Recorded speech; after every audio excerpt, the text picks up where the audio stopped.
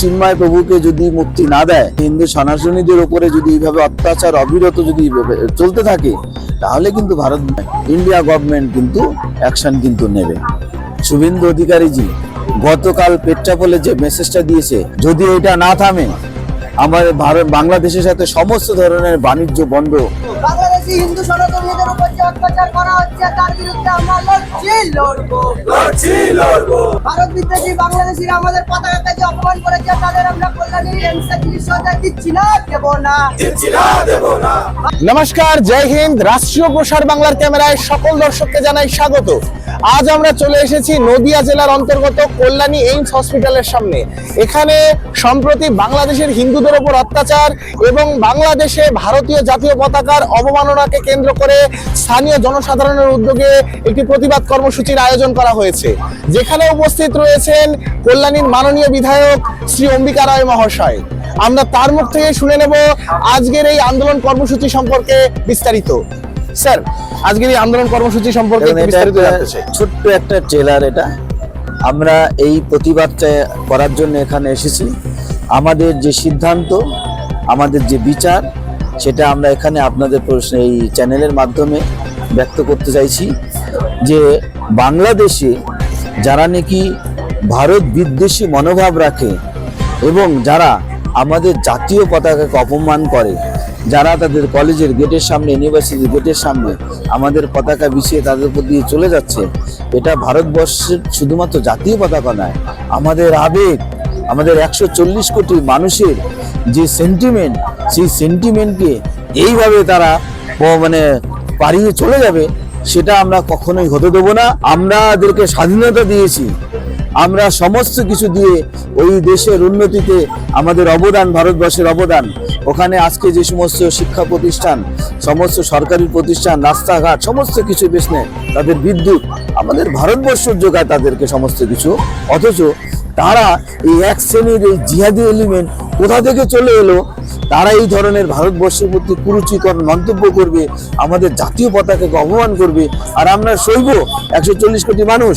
আর সেখান থেকে যারা নিজেদের স্বাস্থ্য ব্যবস্থায় ঠিক নেই, তারা এখানে কল্যাণীর একেবারে আন্তর্জাতিক মানের যে চিকিৎসা পরিষেবা এখানে দেওয়া হয় একেবারে অলমোস্ট ফ্রি অফ কস্টে, আর সেখান থেকে ওখানকার এই জিহাদি এলিমেন্টরা, ওখানকার ভারত বিদ্বেষী মানসিকতার লোকেরা এখানে এসে চিকিৎসা নেবে ফ্রি অফ কস্টে, ইম্পসিবল, আমরা হতে দেবো না সেটা।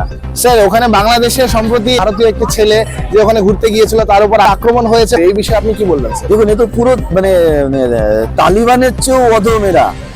একটা ছাত্র গেছে এখান থেকে ওখানে গেছে, সে যে কোনো কাজেই যাক না কেন, অবৈধ কাজে তো আর যায়নি, পাসপোর্ট করে গেছে। তাকে শুধুমাত্র বলেছে হিন্দু। আর কোথা থেকে এসছি? ভারত থেকে।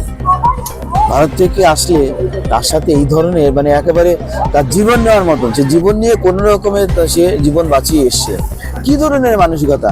আমরা তো কখনো, ভারতবর্ষ তো কখনো বাংলাদেশিদের সাথে এই ধরনের কোনো অপমানজনক এভাবে কিছু করা হয় না, তাদেরকে কোনো অ্যাটাক করা হয় না, তাদেরকে কোনো কোনো কটু মন্তব্য করা হয় না। তারা অত্যন্ত সম্মানের সাথে এখান থেকে চিকিৎসা নিয়ে যাচ্ছে। ভারতবর্ষের বিভিন্ন জায়গায়, দক্ষিণ ভারতের বিভিন্ন জায়গায় তারা যাচ্ছে। কোনো একটা ঘটনা তো নেই যে বাংলাদেশিদের প্রতি এই ধরনের কোনো আমরা ব্যবহার করি। স্যার, শুভেন্দু অধিকারী বলছেন যে অবরোধ করার কথা, যেটা গতকাল ওনারা আন্দোলন করলেন এবং আমরা জানি আপনিও উপস্থিত ছিলেন সেখানে। তো এবার অর্থনৈতিক অবরোধের পাশাপাশি কি এবার সামরিক কোনো পদক্ষেপ হবে ভারত সরকারের কাছ থেকে? দেখুন, সরকার অবশ্যই এই ব্যাপারটা নিয়ে ভাবছে এবং আমাদের মাননীয় বিরোধী দলনেতা শুভেন্দু অধিকারীজি গতকাল পেট্রাপোলে যে মেসেজটা দিয়েছে, message is very clear and loud. কি মেসেজ? যদি এটা না থামে, আমাদের বাংলাদেশের সাথে সমস্ত ধরনের বাণিজ্য বন্ধ থাকবে, সমস্ত ধরনের পরিষেবা এখান থেকে যেটা যায় সমস্ত বন্ধ থাকবে, বন্ধ হবে।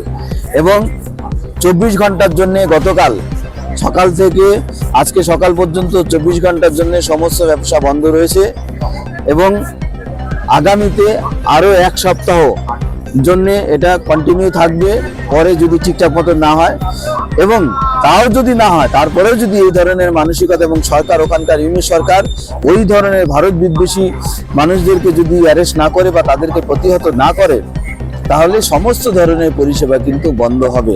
এবং তারপরে যদি না হয়, তারপরে চিন্ময় প্রভুকে যদি মুক্তি না দেয়, বা ওখানে হিন্দু সনাতনীদের উপরে যদি এইভাবে অত্যাচার অবিরত যদি চলতে থাকে, তাহলে কিন্তু ভারত ইন্ডিয়া গভর্নমেন্ট কিন্তু অ্যাকশন কিন্তু নেবে।